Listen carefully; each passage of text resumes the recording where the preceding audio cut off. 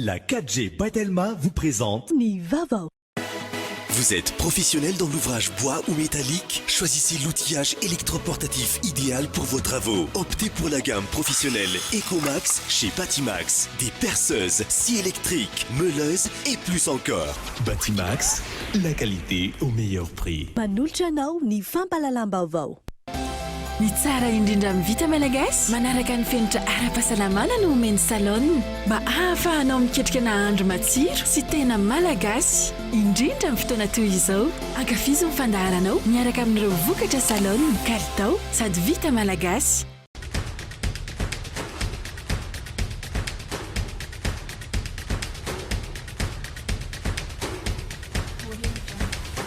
Manolotra anao ny fampalalam-baovao.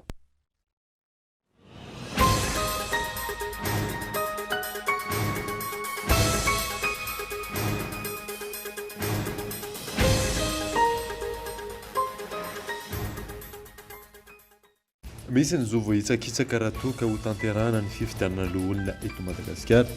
Hoy ny teo anivon'ny KMF koa hoe nametraka fitoriana teny anivon'ny HCC araka izany izy ireo. Laharana fahadimy amby sivifolo amin'ny firenena 720 maneran-tany mahakasika ny resaka demokrasia Madagasikara araka ny ampotanisan'ny taona 2022. Mitaky ny fandraisana andraikitra avy amin'ny rehetra ho fanatsarana izany ny HCDDOD Androany. Ny tanterahana Androany nandehan'ny fahatelo amin'ny fanadina mpanjakana CBE eto Madagasikara. Lamina amin'ny ankapobeny vizotra ny fanadinana tamin'ireo faritra nanao izany. Lehilahy iray no nianika pilona nitondra herinaratra mahery vaika teny amin'ny rond-point no zatony maraina teo. Tonga nampidina azy teny an-toerana ny sabana mpamonjy vola. Eo amin'ny maresaka iraisam-pirenena no tanterahana Androany tany Etazonia ny fifanaovana sy ny fifanarahana teo amin'ny Israel sy ny Emirates Arabes Unis ary ny Bahrain. Fifanarahana izay paikady izay napetraka ny filoha Amerikanina Donald Trump ametrahana fitoniana. Ny adidin'ireo avy hatrany.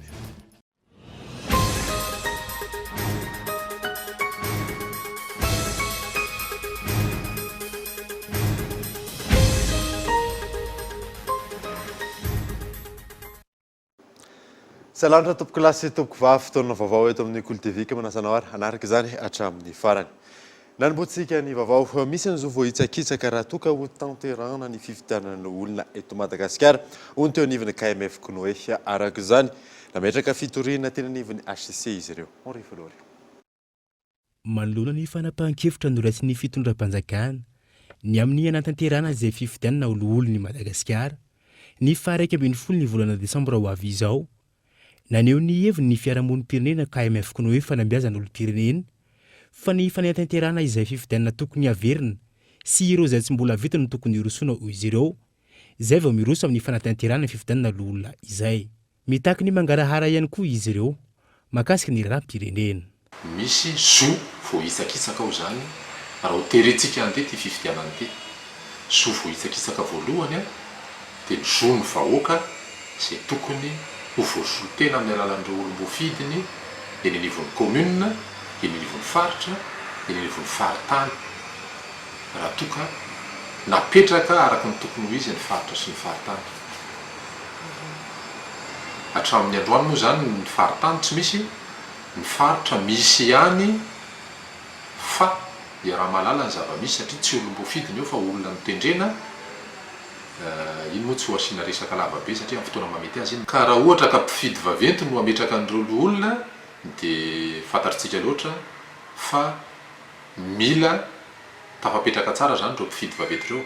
Manoloana ny fanatanterahana io fifidianana olona io ho fanarahana ny fanajana ny fenitra demokratika takina amin'ireo mpisehatra aloha ny fanatanterahana izay fepetra izay vao miroso amin'ny fifidianana olona izay isika eto Madagasikara. Raha ny fanazavany KMF koa hoe hatrany. Fifidianana olona eto Madagasikara iarahantsika malala fa ny feptom-piasana na ny mandat électif an'ireo olona ireo dia efa tsy ho ela dia ho tapitra. Ka tena ilaina mba tsy ilazana hoe tsy maintsy hirosoana ny fifidianana olona fa kosa na tsy maintsy ara dia atao amin'ny fitsipika tokony anaovana azy. Dia tokony ho hajaina izay fitsipika izay tsy maintsy ajay zay fitsipika izay a satria mila ajaina ny lalàna. Andrasana araka izany no mety ho valin'ny fametram-pitoriana natao ny KMF koa hoe teny anivon'ny fitsarana avo momba ny lelam-panorenana mahakasika ny fangatan'izy ireo ity.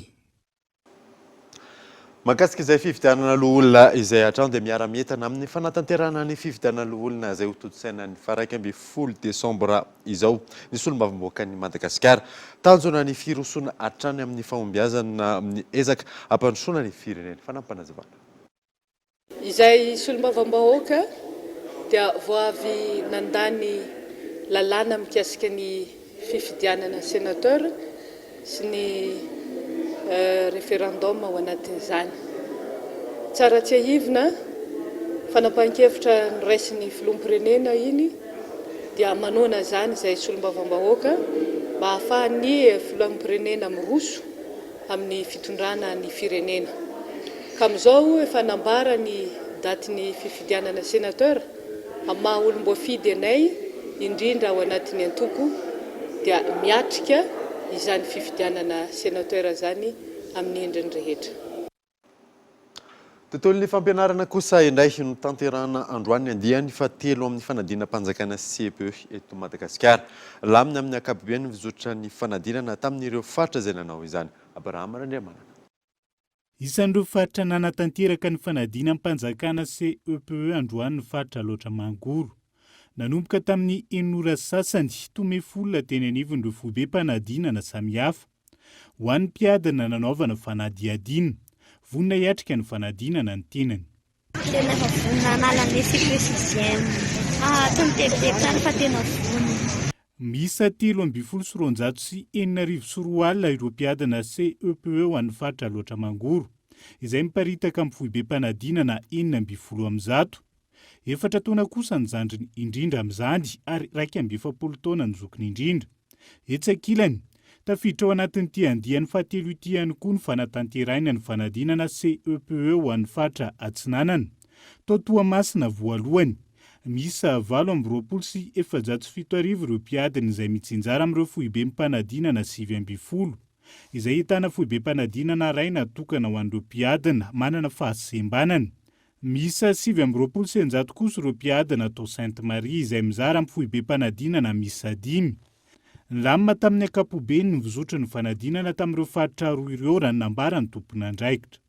Amin'ny ankapobeny araka ny tatitra sy ny asa efa natao dia mizotra antsakasetavana ny fanadinana any amin'ireo foibe mpanadinana tsiraray avy. Ito ihany koa ny asa izay antsoina amin'ilay hoe dévalage, ijerena zany hoe manahoana sy ahoana ny lazadina ara-dalàna ve vonina daholo ve hatramin'ny taranja izay anadinana raha riva dia efa ao daholo isaky ny foibe mpanadinana tsiraray ary ampitsara.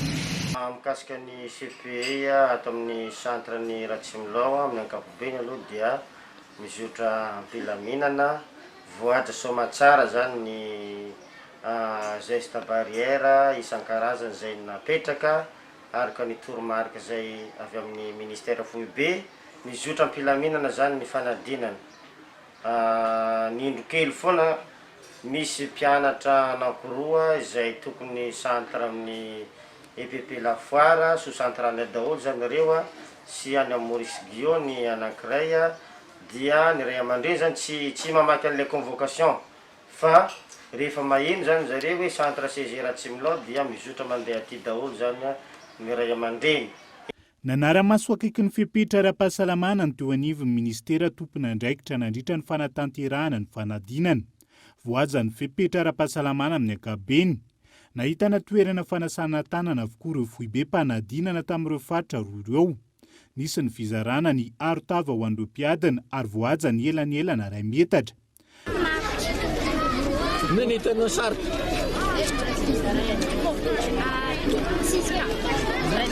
Tsy sarika. Le izy aloha mora fa le za matetika za mbola tsy mavita dia fa alain zare le feuille dia za tsy miteny fa mivavaka fotsiny hoe anao mahita an'igny dia tsy avy aminao na tonga an'igny fa anao mahafaka nafan'Andriamanitra dia za zany tena manantena be hoe ho afaka.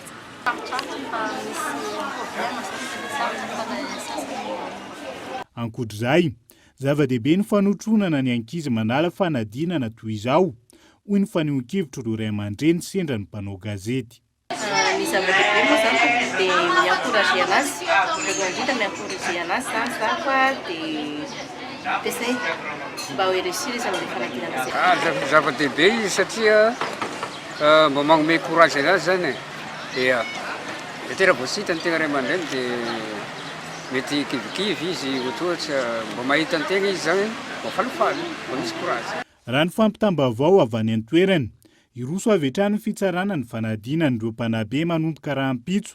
Antenaina ivoaka ny farany herinandro ho avy izao arak'izany ny valim-panadinana ho an'ny faritra Atsinanana sy ny faritra Alaotra Mangoro. Tsy aivina, anisana tanteraka ny fanadina mpanjakana CEPE ihany koa ny tany Toliara, izay nahitana mpiadana miisa 3,704 mizara amin'ireo foibe mpanadinana miisa 3,100. Tontolon'ny fitaterana kosa indray nampitomboana anisan'ireo mpitandro ny filaminana manao fisavana eny amin'ny barrage sécuritaire raha ny fanazavana ny tompona andraikitra tamin'ity androany ity amin'izao fisokafany zotra izao. Tsy mbola misy kosa ny escorte ny mpitandro ny filaminana amin'ireo fiara mandeha amin'ny alina ny lalana efso. Raha ny fanazavan'ny tompona andraikitra misehatra amin'ny fitanterana zotra nasionaly, mbola tsy misy hatreto ny escorte ireo fiara manao ny zotra nasionaly amin'izao fisokafana izao fa ny karavana no tsy maintsy ataon'ireo fiara. Mbola ao anatin'ny fikarakarana ny lamma amin'ny zotra nasionaly ihany koa, hoy ny tompona andraikitra anivon'ny commande-ny groupement Analamanga, ny mpitandro ny filamenana sy ireo tompona andraikitra misehatra amin'ny fitanterana amin'izao fotoana. Vao manomboka indray moa zany zao ty asa fitanterana ty dia samy mbola mandamindamina ny mahakasika azy ny mpiantsehatra rehetrarehetra ao anatin'ilay fanaovana ilay fitanterana. Rehefa tonga zany ny fotoana ho fandaminana izay zavatra izay dia mety hisy ihany ny fanapahan-kevitra mikasika an'izay rehefa misy ny fandaminan'ny entité rehetrarehetra miantsehatra ao anatin'ilay fitanterana zany. Raha ny fanazavana hatrany, nampitomboana ny isan'ireo mpitandro ny filaminana manao ny fizavana eny amin'ireo barrage sanitaire, akoatra ireo taratasy izay tsy maintsy ananan'ny fiara, ho an'ny taxi brosy entitra ny fanaraha-mason'ny manifold izay tsy maintsy ananan'ny fiara rehetra mialohan'ny iangany. Ny isan'ny mpandeha tsy maintsy jerena tsara hoe mifanaraka amin'ny voasoratra ao anatin'ny manifold ave, ary le manifold ave feno tsara daholo le rubrique ao anatin'le izy, ny anarana, ny adresy andehanan'le olona, ny contactany, savana pièce d'identité ngamba efa ao anatina cadrana resaka recherche zay zavatra zay. Ka eny mety hisy ihany ho famantarana marina ny hoe mitovy eny olona voasoratra ao anatin'ny manifold sy le mpandeha, nefa tsisy olona koa hoe anana tombontsoa hoe anarana olona hafa no soratanao anatina manifold dia hafa ny ao anaty tômôbila, raha tsy hoe efa zavatra hafa mihitsy angamba. Mbola miatra hoy ity tompona andraikitra ity hatrany ny couvre-feu amin'ny faritra Analamanga, ka miatra amin'ny taxi brosy rehetra izany ho an'ny faritra Analamanga, misy ny barrage eny Ambalavao ho an'ny RN7, sahany eto amin'ny faritra Analamanga, eny Ambohimangankely hatrany Ambatolaona ny RN2, ho an'ny RN4 misy ihany koa eny Ampantokana. Saika efa misokatra avokoa ireo zotra rehetra makany amin'ny faritra atsimon'ny Madagasikara miainga eny amin'ny fasankarana. Ho an'ny gare routière Maky kosa indray dia mampiembotra ny fiangan'ny fiaran'ny fisian'ny guichet unique. Fanadina.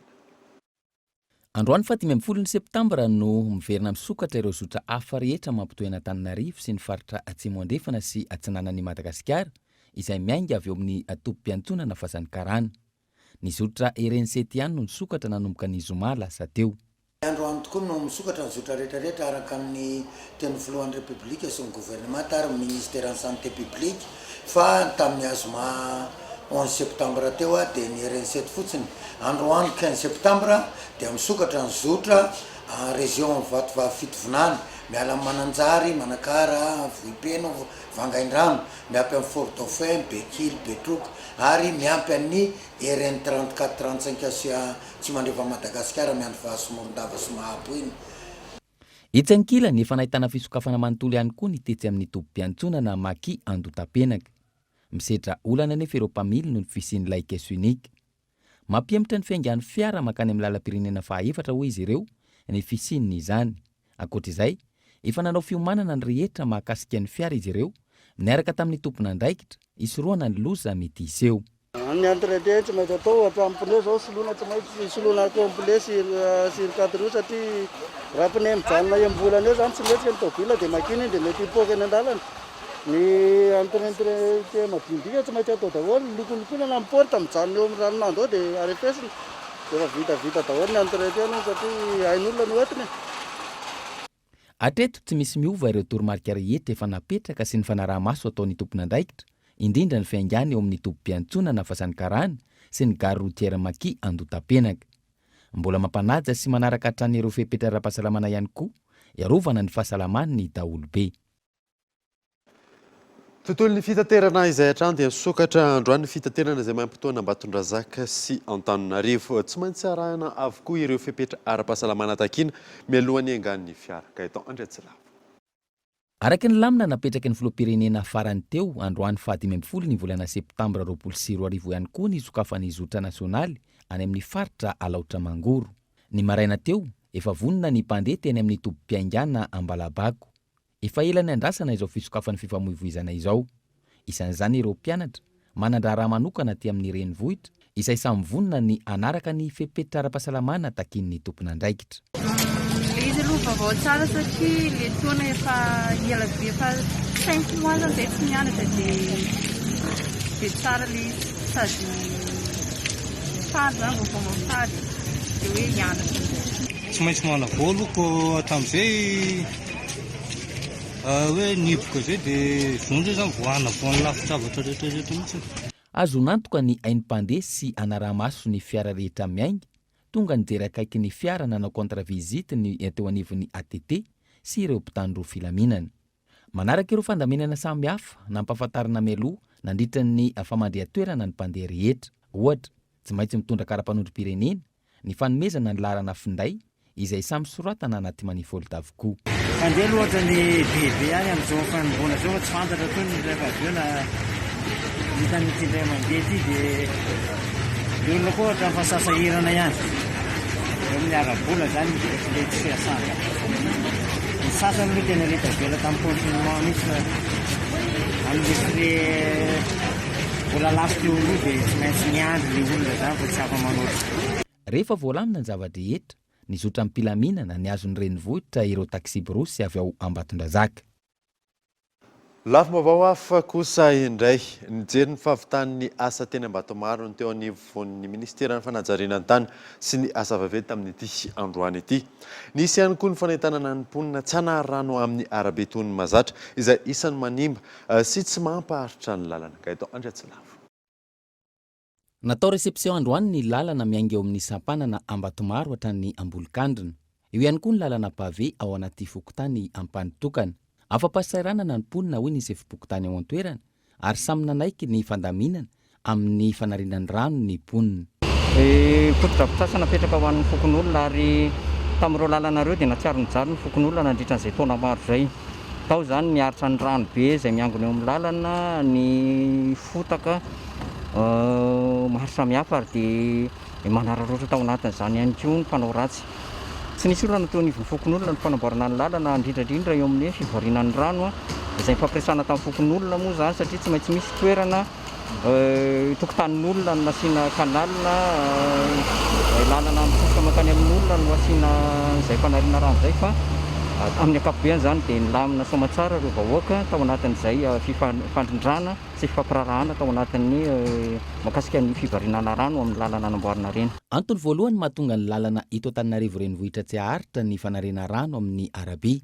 Nisy araka izany ny fanentanana nataon'ny mponina tsy hanary rano toy ny mahazatra intsony. Satria dia tsy maintsy misy letaka kely eo dia iny ny fetohan'ny fahasombana.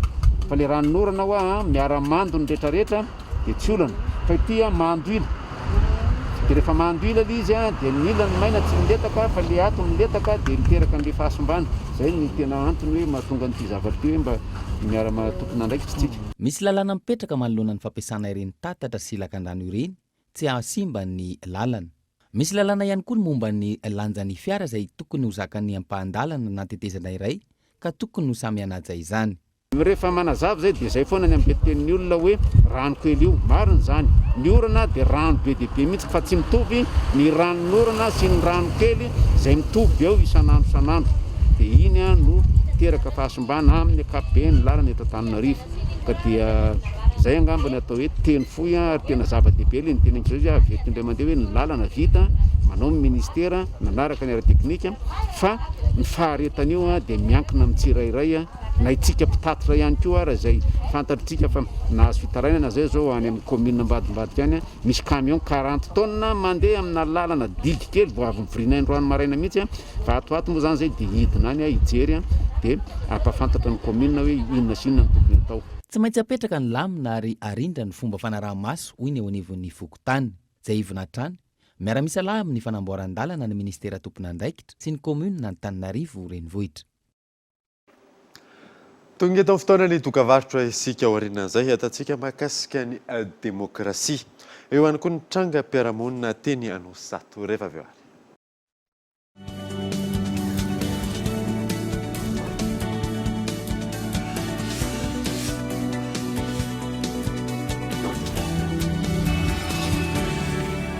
Partagez les fous rires, les découvertes, les petits plaisirs, les passions, les rencontres inédites, les moments importants, ensemble, autrement.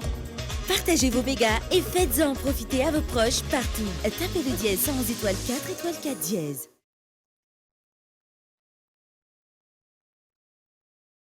Lame bic, maranch, tsy mety arafesina, mateza.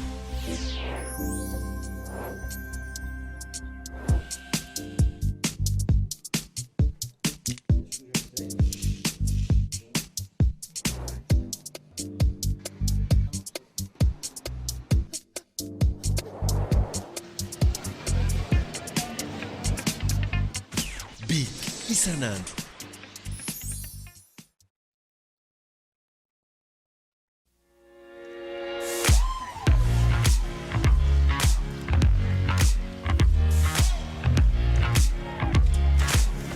Mezanaiza misy ianao ary sy tapaka ny Novegas. Na canal natokana ho an'ny mpanjifa Canal Plus. Manana Canal Plus ianao, mankafa ma canal memepony.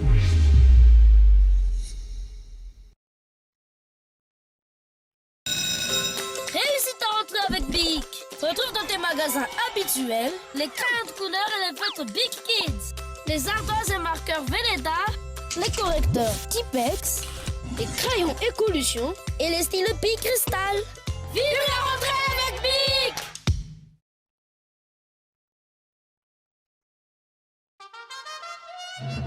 Godrej vous présente ses gammes de coffres-forts pour une sécurité maximale de vos biens. Fabriqués à partir d'acier épais très robuste et anti-corrosion. Fermeture sûre et ingénieuse. Étagères réglables en hauteur. Différentes dimensions disponibles. Testés par des laboratoires internationaux. Résistants au feu et au cambriolage. Leader en Inde en système de sécurité. Et présent dans plus de 45 pays. Garantie 1 an. Batimax. La qualité au meilleur prix.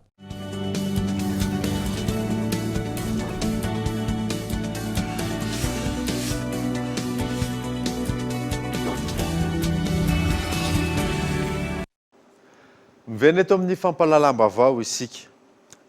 Araka ny tatra izay navoaka ny CCO tamin'ity androany ity miampy indray ny olona matin'ny Covid-19. 430 no tranga vaovao ary miisa 140 ireo sitrana soamantsara. Lelarana Efson. 430 no isan'ny tranga vaovao. 140 kosa no isan'ireo olona sitrana soamantsara ray no lavon'ny vananaretina Covid-19 tao anatin'izay 420 ora farany izay. Ny ena anankiray ny olona izay manao ilay atao hoe forme grave ary ny ena anankivalo arak'izany a nisy an'ireo olona izay mbola mitondra ny tsimikaretina na en traitement na ka aktifa ho isika satria moa araka ny tenena teo efatra amby telopolo no tranga vaovao raika amby efapolo ny sitrana somatsara ary ray ny laviny valanaretina. Androany tany amin'ny faritra Aloatra Mangoro no nisy ilay olona iray laviny valanaretina COVID-19. Tamin'ny fitiliana miisa 2 sy 600, efatra amby telopolo ireo tranga vaovao voatily tao anatin'ny efatra amby 20 ora. Tao Aloatra Mangoro ny 1 Diana ny 8, Analamanga ny 9, 3 tao Sava, 2 tao Itasy sy Vatovavy Ray avy tao Matsaitrambony sy Sofia. Raha ny tatitra atrano tamin'ireo olona sitrana miisa 220, 12 hita tao Menabe, 10 tao Aloatra Mangoro, 5 avy tao Sofia sy Analamanga, 4 tao Vatovavy Fitofinany, 3 tao Diana, ary ray avy tao Anosy sy Matsaitrambony. Lafa vaovao hafa kosa indray laharana fa 570 amin'ireo firenena 70 amin'ny zato maneran-tany mahakasika ny resaka demokrasia Madagasikara araka ny antotanisany taona 2024 amin'ny taky ny fandraisana andraikitry ny rehetra anatsarana izany eo anivon'ny HCDDED Yves Richard. Fa 7 maneran-tany Madagasikara ny taona 2024 raha ny mahakasika ny demokrasia. Anatin'ireo teboka 5 hanomezana naoty ny firenena. Ny fisokafan'ny gouvernement tamin'ny hery na ankolafikery indrindra ny fanaovana tatitra mangarara amin'ny vahoaka no mila ezaka. Izany hoe 3,7 no azo ny firenena amin'izay. Raha toka 7,4 no azo ny Mauvaise mitana laharana voalohany eo amin'ny fampanajana ny tany-tandalana sy demokratika. Ary 2,5 no azo ny Korea Avaratra izay mamarana ny filaharana momba ny demokrasia. Maro ihany koa ny antony maharatsy ny toeran'ny Madagasikara amin'izay. Hoy teo anivon'ny HCDDED na ny Haut Conseil pour la défense de la démocratie et de l'état de droit. Misy manalasala tahaka ny vozona koa le izy satria maro ny olona sasany zay tianao lala mahitsy amin'ny zay fandikana lalàna zay dia mialokaloka ambadiky ny zareo tsara mahefa mikasika an'io lalam-panorena sy lalàna io. Kanefa tsy zay le izy fa tokony misy lalàna tsy angatahana an'izany akory vakina dia hita le izy zao ny lalàna mifaraiky amin'izay, zao ny tiany lalàna ho amboarina amin'izay. Ankoatra ny fisokafan'ny gouvernement tamin'ny hery sy ny fanaovana tatitra amin'ny vahoaka voalaza eo ambony, tokony hitondrana fanatsarana ihany koa ny mahakasika ny fahalalahany fanehoan-kevitra sy ny fahazon'ny rehetra ny totam-baovao maro lafy. Eo ihany koa ny fampahafantarana ny lalàna izay ilaina ny fiaraha-mientana ny rehetra. Ny anjarantsika tsirairay dia tokony indrindra mampahafantatra lalàna zay iaina ny olona tsirairay any. Matetika lalàna fe azy tsy fantany dia lasa tafanao zavatra hafa. Zay zavatra zay dia iarahantsika rehetrarehetra. Ny demokrasia dia iarahantsika. Ianareo mampatsiahy ho anay, zay koa mampatsiahy ho anzy tokony anao amin'ny ndraikitra zay lalàna zay. Io zany ny olana antsika amin'izao fotoana zao. Adino le izy. Azo lazaina ho ao anatin'ny rejima hybride ihany koa no misy ny firenena araka ny tatitra avy amin'ny EU na ny fivondrona ny manam-pahaizana momba ny toe-karena maneran-tany. Izany hoe anelanelan'ny fanjakana tsirefesy mandidina ny rejima autoritaire sy ny fanjakana demokratika. Mitovy toerana amintsika amin'izay Benin izay fa 1,20 maneran-tany, Izombi laharana fa 9,20, Malawi laharana fa 70, Tanzania fa 1,70 sy ny maro hafa. Androany fa 15 ny volana septambra ny andro iraisam-pirenena ho an'ny demokrasia. Maro ny ady hevitra sy ny fifanakalozana mahakasika izay natao teto Madagasikara. Ny arana tamin'ireo fiarahamonim-pirenena sy ny mpanao politika ary ireo mpandinika ny fiainam-pirenena. Natao tamin'ny alalan'ny visioconférence avokoa ireo no ny amena ara-pahasalamana. Manambahiny sambana fampalalam-baovao amin'ity alina ity tsy izany fa Maître Ramarson Antately zay chargé de mission ny HCDDED.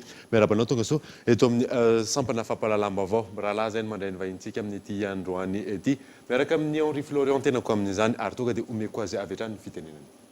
Androany no ankalazaina ny andro voiraisam-pirenena ho an'ny demokrasia eo amin'ny laharana fa 570 amin'ireo firenena 70 amin'ny zato io Madagasikara tamin'ny taondasy. Mbola lavidavitra ny izaka inona no mety hoe antony mbola tsy mahatafavoaka an'izay démocratie zay eto Madagasikara raha toa ka ianareo anivon'ny ACDDED anisana rantsana miaro an'izay démocratie zay eto amintsika. Voaloha teny dia miaraba anareo mirahalahy manolotra ny fandarana eto amin'ny Cool TV ary miaraba ihany koa antsika mpanaraka ny vaovaon'ny Cool TV. Mahatonga an'izay laharana iveriko hoe ratsy zavatra tsapa fotsiny dia marefo ary matoa napetraka amin'izay laharana izay Madagasikara dia misy paramètre be dia be zany ahafahany mandrefy an'ilay démocratie misy hoe tena misy marina ve ny démocratie moa tsy zavatra anankiray ohatran'le andraisan'ny be sy maro azy hoe fafahana amin'ny teny tsy izay ihany ny démocratie fa tafiditra ao anatin'izany démocratie zany liberté d'expression na resaka expression fitenenana moa ny filazana izy fa fanehoana hevitra na any amin'ny fifidianana io na amina fafahana amin'ny teny amin'ny ainy aman-jery na fafahana maneho zay hevitra sy ny hoe resaka gouvernance tadio fa tafiditra ao anatina démocratie koa le hoe bonne gouvernance fampiasana an'io fahefam-panjakana io dia everiko fa izay rehetrarehetra zay mitambatra no ahitana hoe mbola lavidavitra na dia efa misy ezaka atao ary dia mbola lavidavitra ny toerana misy an'ny Madagasikara zay no ilazainy ao amin'ny ACDDED izay rafitra napetraka natao hiaro ny démocratie sy ny tanitandalana dia na izahay ao amin'ny ACDDED ary dia mbola matsapa hoe tena mbola marefo zany hoe mbola tena malemy tsy tena mbola mahazo maro toerana tsara ny démocratie eto Madagasikara. Mipetraka olana foana indraindray hoe lasa fioaram-pefy tsy fandikan-dalàna ny resaka démocratie eto amintsika indrindra fa eo amin'ny lafiny politika inona no tokony hojerena mba tena hoe ametrana izay démocratie zay mba tsy ho lasa fioaram-pefy sy hoe fanandikan-dalàna eto Madagasikara. Heverinay hoe raha misy zavatra tokony hojerevana mba ahafahana mba mahazo toerana mba miendrika an'izany atao hoe Madagasikara zany dia ny fampahafantarana ny daholobe ny vahoaka ray manontolo mihitsy ny hoe inona izany atao hoe démocratie ahoana ny tokony andraisana an'izany ahoana ny tokony ampiarina an'izany eo amin'ny fanjakana misy fioaram-pefy mety misy zany ilay fioaram-pefy tsy hoe na ny vahoaka na ny mpitondra fa rehefa miresakitsika fioaram-pefy dia veriko hoe le olona zay manana na fahefana io na manana toerana anankiray lehibe eo amin'ny firenena na eo amin'ny fiarahamonina na amin'izay toerana misy azy ka rehefa mihoatra ny tokony ho ataony le izy mihoatra ny tokony ho izy dia izay le adikatsika hoe fioaram-pefy dia ny zavatra tsy ampy amin'izay fampahafantarana ny vahoaka zay dia fampahafantarana ny lalàna fampahafantarana ny zo sy ny adidy ny zo sy ny andraikitra ary indrindrindrindra fidénoncena zay ngamba no ahafahako milaza azy fa le hoe le dénoncer mantsy hoe mandaza fa fidénoncena nyreny zavatra tsy mety rehetrarehetra mahakasika ny démocratie reny na io eny anivon'ny fitondram-panjakana na eny anivon'ireo olona manana everina hoe manana fahefana na ny fokotany io na ny firaisany io na aizany io na iza any amin'ny fitsarana na anivon'ny mpitandron'ny filaminana rehefa misy zay fioaram-pefy zay dia azo adika ao anatin'izay hoe tena mbola voatohitohiny ny zo fototra maolona ary ny démocratie manaraka ho azy ao anatin'izay dia tena mbola tsy tena tafapetraka tsara le atao hoe démocratie ka fampahafantarana ny vahoaka zany ny tena zava-dehibe fampahafantarana ny lalàna fampahafantarana ny zo sy ny andraikitra tokony ananany ary indrindrindrindra zay le hoe fafahana dénoncer an'ireo fioaram-pefy eny anivon'ireo rafitra rehetra misy eto amin'ny firenena. Démocratie fahefahan'ny vahoaka natao an'ny vahoaka eo ihany koa ny fitoviana sy ny fahafahana araka izay tenenao teo izay tsy karatra fa matetika fa ny vahoaka no manana fahefana mipetraka ihany koa ny tsy fitoviana sy ny teritery maro samihafa amin'izay fotoana zao hoe mipetraka ve zany ny demokrasia eto amintsika raha izay lafinjavatra zay no jerentsika. Misy ezaka be zay tokony ataony tsirairay fa indrindrindrindra tokony ho raisin'ny fanjakana dia ny fanakekezana kokoa ny vahoaka manakaiky kokoa ny vahoaka hatrany efa misy moa zany eo anatiny am'izao amena ra-pahasalamany zao dia taratra na demokrasia daholo reny rehetrarehetra reny taratra na tandalana fanjakana tandalana moa ny any tena tiako fa tsy de tiako miteny an'le hoe tandalana satria état de droit dia fanjakana tandalana zay fanjakana tandalana zay dia ny fanjakana aloha voalohany indrindra ny tokony anaraka ny lalàna dia midina zany hoe modely ny fanjakana fa rehefa tsy modely ny fanjakana tsy modely ilay rafitra mitondra ny vahoaka dia amin'izay fotoana zay voatotoiny na ny demokrasia ny fahalalahany tsirairay na lay hoe tantandalana dia voatotoina dia tsy mipetraka intsony amin'izay fotoana zay le hoe tantandalana na fanjakana tandalana tokotrany ve fa lasa miay ihany vahoaka lasa manana tsy fatokisana tsy manana fatokisana amin'ny fitondrana na amin'ny rafitra misy ny vahoaka zay no mahatonga n'ilay fanjakana tandalana sy le demokrasia manjary somary goragora dia misy elanelana be zany eo amin'ny vahoaka sy ny fanjakana zany hoe mpitondra sy ny oentina rehefa misy an'izay elanelana zay dia tena mbola lavitra le hoe tena demokrasia tadiavin'ny olo-pirenena ary le tena hoe fanjakana tandalana zay andradray ny be sy ny maro raha mbola misy an'izay elanelana be zay eo amin'ny mirotota dia mbola lavitra be ny ilazana hoe tena efa misy demokrasia tokoa eto Madagasikara satria fantaninao moa zay hoe tena misy tokotra ve le demokrasia dia ozy hoe demokrasia misy fa samy manana ny andraisany azy fa raha any demokrasia amin'ny ankapobeny eto Madagasikara dia tena mbola avetrao indray le terme ny lazain'ny ACDD azy teo hoe mbola marefo za tsy manao hoe marefo de marefo fa mbola marefo ary mila ezaka mbola lavitresaka zany. Ankasanao mitondra fanazavana mahakasika an'izay tontolon'ny demokrasia eto Madagasikara zay.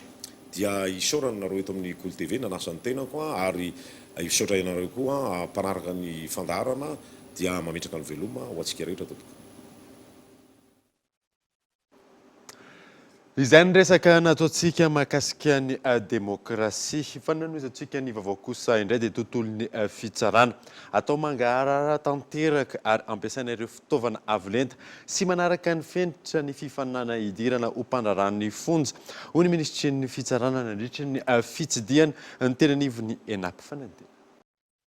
Tsy tontosa tamin'ny volana aprily lasa teo ny fifananana hiditra ho mpandrarany fonja teto Madagasikara no ny fisian'ny valanaretina coronavirus omaly nitsidika ny ENAP enatetezam-bary Antomasina ny ministra ny fitsarana no sady pitahiry ny fitoboka sempanjakana tsy maintsy atao izay ampangarahara ny valim-panadinana hoy ny ministra tompon'andraikitra ary manomboka izao ampiasaina ny teknôlôjia avolenta ahafahana mampangarahara ny fitsarana sy ny fanadinana idirana amin'izany famerenana ny fitokisan'ny vahoaka ny fitsarana ny tanjana hoy ny ministra tompon'andraikitra hatrany.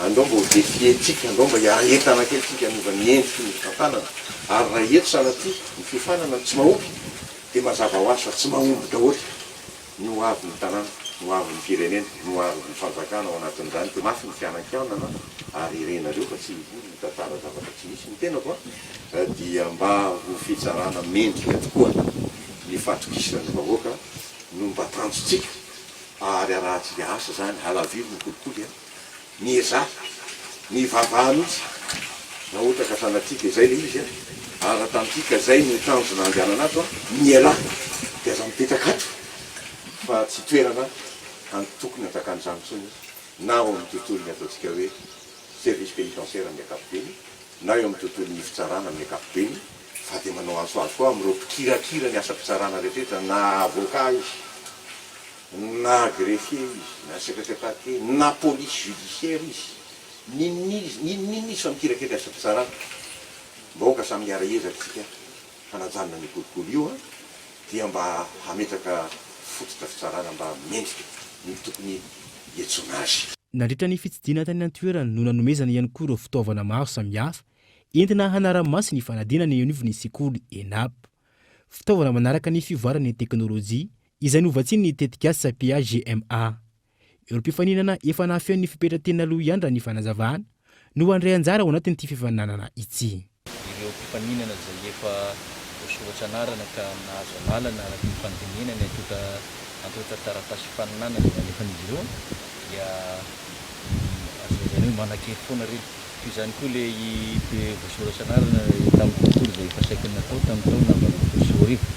Izy ireny dia mbola ataoko hoe manan-kery ny ataoko hoe antota taratasy nampiasaka izy ireny. Na dia atao za hoe mety efa ohatra ny fetrataona takin'ny fandraisana zany satria tsy avy any amin'izy ireo no nahatonga ny fiamorana fanantanterahana ny concours fa noho ny zava-misy eto firenena. Miainga eny anivon'ny sekoly mpamolavola olombanona toy ny misy eto Tomasy ny fametrahana ny fanjakana tsara tantana lavitry ny kolikoly tsy tafiditra anatin'ny Ivelirano 7. Ankoatra ireo fanomezana ireo nanolotra kitsa iarovana amin'ny fiparitany ivelana aretina coronavirus amin'ny anaran'ny tena manokana ho an'ny anampiany koa ny ministry ny fitsarana. Andrasana araka izany ny fanapahan-kevitro raisy ny fitondram-panjakana manoloana ny daty hanatanterana ny fifananana hiderana ho mpandraraha ny fonja ity. Noho ny antony ara-pahasalamana izay lalovan'ny firenena na hembotra amin'ny volana janoary 2024 avy izao ny fahavitan'ny fotodrafitrasa rehetra ao amin'ny Académie nationale des arts et de la culture Ambohitsirohatra. Ny volana martsa 2024 kosa no anomboka ny fampiasana ny toerana. Gaëtan Andriatsilava. Eo anelanela ny 7 hatramin'ny 900 ny fanorenana ireo asagoavana amin'ny fananganana ny ANAC na ny Académie nationale des arts et de la culture eny Ambohitsirohatra amin'izao fotoana. Mizara aloha 4 ny fanamboarana. Voalohany ny toerana isin'ny fampisehoana izay mazaka olona mipetraka misa 700 izay manodidina ny 700 ny asa vita amin'izao fotoana. Faharoa ireo toerana anaovana fampiratiana ary manodidina ny 700 ny vita. Fahatelo ireo toerana ianarana kolotsaina sy zavakanto miisa 5 izay vita hatrany amin'ny 700. Faha-4 ny fanamboarana ny tokotany izay mbola tsy natomboka raha tsy vita ireo lôtelo ireo. Ny volana novambra 2024 tsy ahivona ny nametrahana ny vato fototra fanomboan'ny asa fanorenana ary ny vinavinaina ho vita amin'ity volana septambra 2024 ity. No ny ame anara-pahasalamana lalovan'ny firenena ny hembotra ny fahavitan'ny asa. Dia tombanana zany araka ny resaky ny bureau d'étude teo izay nanontaniako hoe any amin'ny faran'ny volana janoary 2024 vita tanteraka ny asa eto amin'ity toerany na ny finition na ny anatiny any ivelany zany. Efa manomana ny ritsan-teny araka ny lalàna amin'ny Académie nationale des arts et de la culture azy ihany koa ny eo anivon'ny ministera amin'izao fotoana raha ny fanazavana. Dia rehefa mipetraka izay ritsan-teny izay andalo andreo an-tanatohatra samihafa ny conseil de gouvernement, conseil de ministre sy ny sisa dia manan-kery amin'izay zany izy zany hoe manana existence légale amin'izay zany ilay atao hoe Académie nationale des arts et de la culture vita ny trano, vita ny pitsopitsony samihafa dia tombanana zany hoe any amin'ny 3 volana voalohany taona 2024 efa manomboka miasa izy. Ananatra avo ny kolotsaina sy ireo fahaiza-manao mampiavaka ny malagasy no tanjona. Eo ihany koa ny fampianarana sy ny fampidirana tsikelikely ao an-tsain'ny olona, ny fitiavana ireo karazana ara, ohatra amin'izany ny hosodoko, sary sokitra, plâtre sy ny maro hafa. Tontolon'ny fahasalamana kosa indray maro ny olona maty vokatry ny tsy fampin'ny ara-pitaovana eny anivon'ny hôpitaly ho an'ny distrikany Mananara sy maro antsetra. Isany misedra olana amin'izany ny zaza amam-behivavy indrindra ny reny bevoka. Yves Richard. Misedra olana noho ny tsy fampina ara-pitaovana eny anivon'ny hôpitaly ny mponina anatin'ny distrikany Mananara sy maro antsetra. Anatin'ny faritra Nalanjorofo, maro ny mamony aina indrindra ny zaza amam-behivavy sy ny reny bevoka. Araka ny taritra avy amin'ny solombavambahoaka avy any an-toerana. Misy ihany ny fotodrafitrasa makasika izany hôpitaly izany CSB zany. Ary miezaka ihany koa ny mpitsabo izay ny toerana. Fa ny fitaovana moa tsisy dia ny ohatrany ahoana ny ampiaran'ny fahaizana raha tsy akeny fitaovana. Miezaka ilay mpitsabo fa ny fitaovana entiny miasa tsy ampy. Ohatra fotsiny amin'ny toerana fandidiana bloc zany ny oxygène indraindray tsy ampy ary ilay fitaovana koa fa antitra. Zay problème daholo zany. Kabaro amin'izay ny olona mbola tsy tokony faty dia lasa maty noho ny tsy fitezana ny zavatra rehetrarehetra amin'ny tsy fampiana zany fitaovana zany. Fa ny mpitsabo dia miezaka amin'ny farahiriny any fahaizana izay anagnany mitsabo ny marary. Tsy maintsy manantona reny vohim-paritany manoloana io izay mila fitsaboana aingana. Mitaky vola be ankilan'ny firosona amin'izay noho ny antony maro. Santionany tsara pitaterana izay midangana tsy araka ny tokony ho izy. na izany ho an'ny fitaterana an-tanety andranomasina sy anabakabaka ny fananganana toeram-pitsaboana goavana sary fomba ny antoerana arak'izany no lalany tokana hamahana ny olany mponina araka ny fanazavana. Trangam-piarahamonina kosa indray lehilahy iray nianika pilôna mitondra herinaratra mahery vaika teny amin'ny rond-point Nozato ny maraina teo. Tonga napidina azy teny an-toerana ny sampana mpamonjy vona. Gaetan Andretsilavo. Ankizilahy kely niakatra teo ambony teo dia mbola teto ambanimbany izy dia fantenen'ny zandrinay hoe midina ozy izy lahy dia tsy nentinidina izy fa niakatra ihany.